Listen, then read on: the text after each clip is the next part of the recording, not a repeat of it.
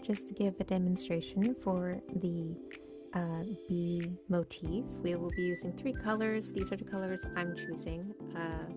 They are all I love this yarn. You can of course swap this out for the black if you want to do more typical bee, and maybe white if you want to do white wings. I'm doing a more muted, warm kind of bee. So let's start with our brown. And for that one, let's see. Yes, I will be using a 3.75mm hook. If you change that or change the type of yarn, this is, I believe, a 4-weight. Typically, yes, 4-weight yarn. It will change the size of your bee. So just keep that in mind. So we will be chaining 9. 1, 2, let's see, 1, 2, 3, 1, 2, 3, 1, 2, 3. And now starting, we are going to work in the back loops. So those are these little ridges behind the braids that are usually that we're usually working into. We're going to start there. Second one from hook, we are going to half double crochet 3 into it. So 3 half double crochets all in that one back loop. The second one, all right? In the next one, just do a slip stitch, so that's securing that. This is going to be the head, and then we are going to start a single crochet in the second one. So once you have the 2 loops on, we're going to do a color change, and when you do color changes, you want to start the color in the previous color's stitch. You kind of want to combine them, so that last pull loop and pull through is going to be with your new color. So to finish this single crochet, we're bringing in the yellow yarn. You'll kind of hold that down so it doesn't go anywhere with the little tail, and we'll slowly work it in. Now into the next next back loop, we will do a half double crochet. I feel like the camera keeps unfocusing, so sorry about that. Half double crochet, and we're just kind of crocheting over the 2 strands here. Then we are going to do a double crochet in the next back loop, but only about half of it. So once you have the last 2 here where you would normally finish it, we are going to switch to our brown color. And make sure your ends don't come to the front of the work facing you. You want to keep them in the back because that doesn't matter as much. All right, and now with the brown, in the next back loop, we will double crochet twice. And again, keep in mind on this second double crochet, we are going to switch colors. So on that second, when you have the 2 loops, pick up your yellow and finish that off. All right. Now half double crochet in the next back loop. There we are. And we're going to single crochet 3 in this one. Now this one, I don't get too particular that it has to be in the back loop. You kind of want to orient yourself around it.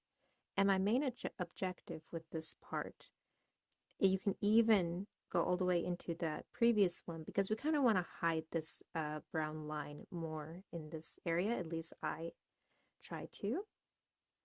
And I'm still trying to work the browns into it. So just kind of get 3 single crochets in the end so it orients itself. So you are going to start the other side. Now we are going to bypass that last chain. Girls, stop it. Because we worked the 3 single crochets in there, and we're going to jump over to where the other yellow one is, because we want to match it up. So in that next stitch, we are now working on the usual side. We're going to half double crochet, but not finish it, because we are going to change colors. We change colors very frequently for this bee. I find that a little annoying, but it is unfortunately necessary. So you see here, I'm going to see if I can hide that brown a little better. Let me see. I'm just undoing that half double crochet. Seems not. So what I will do is I'm going to do like a half double crochet together between the two just to hide that a bit better. So you see I'm not being too particular about this. I'm just trying to get the achieved look. So you see it's hidden better. Now, double crochet twice in the next chain, part of the chain, and don't finish the last part because we're switching back again. Next color. Now, a double crochet in the next one, half double crochet in the next one, and then when you're going to finish it, bring in your brown.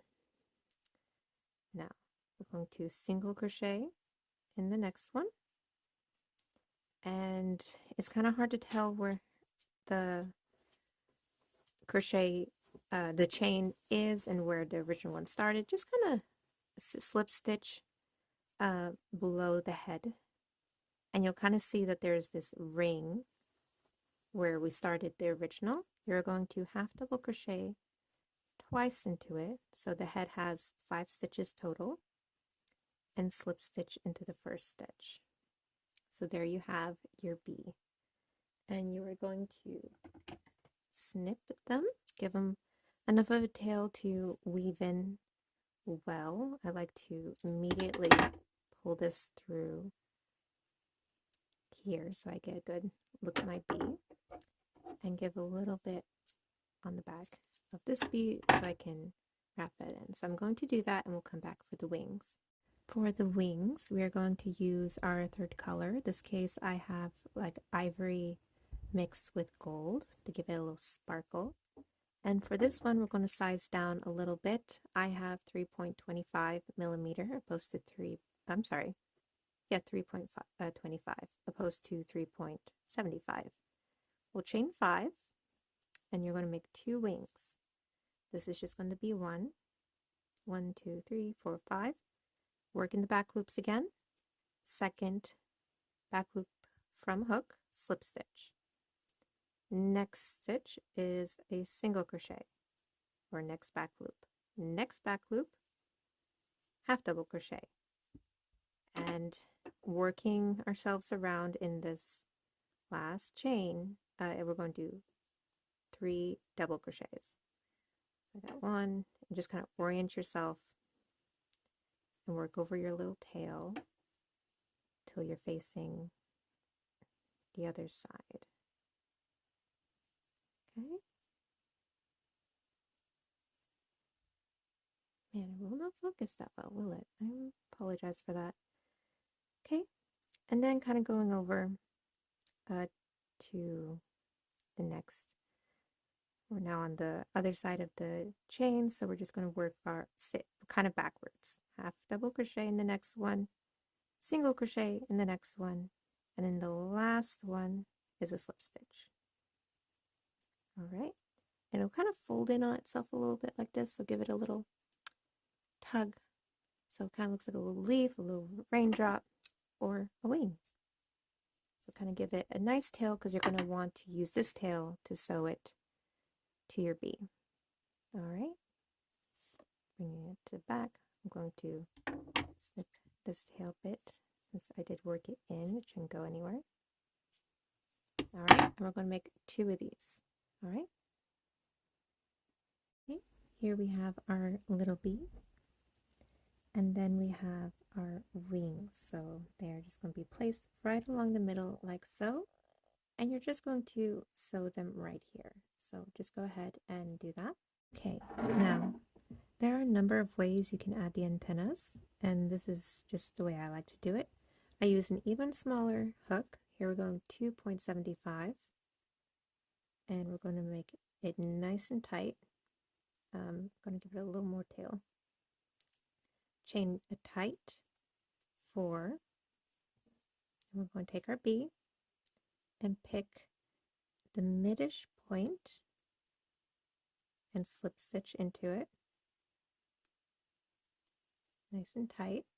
And if possible, I like to give it an extra slip stitch to the side, sometimes just in the same area, but just a few fibers along just to secure it further. And then we're going to get another tight 4 chains. So here, I'm going to cut that. Now, you have these weird ends, right? And what I like to do is we are going to, if you made them longer, you could probably use a tapestry needle for this.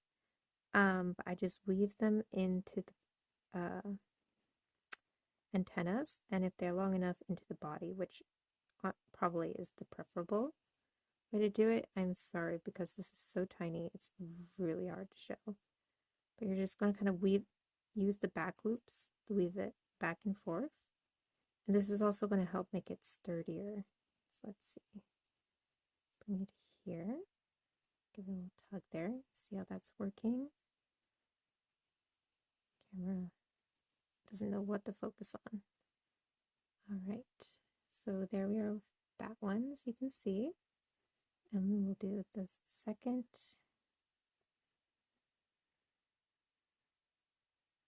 I can get my hook through. Okay. Come on. There we go.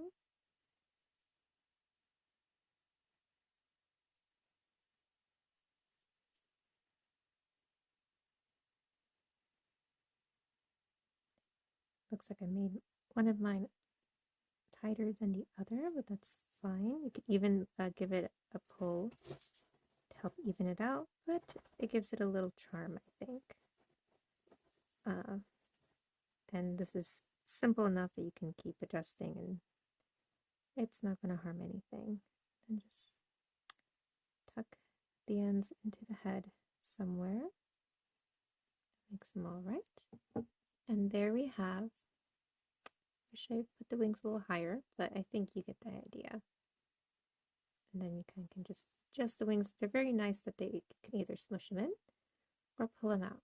But that is our bee motif. And so you can apply it onto your pieces. You can put it into a granny square.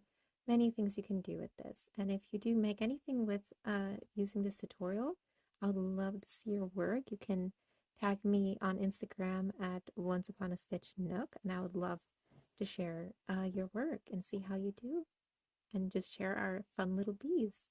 Oh, and I would love to see all the like colors and combinations you come up with. That would be so fun. So that's that.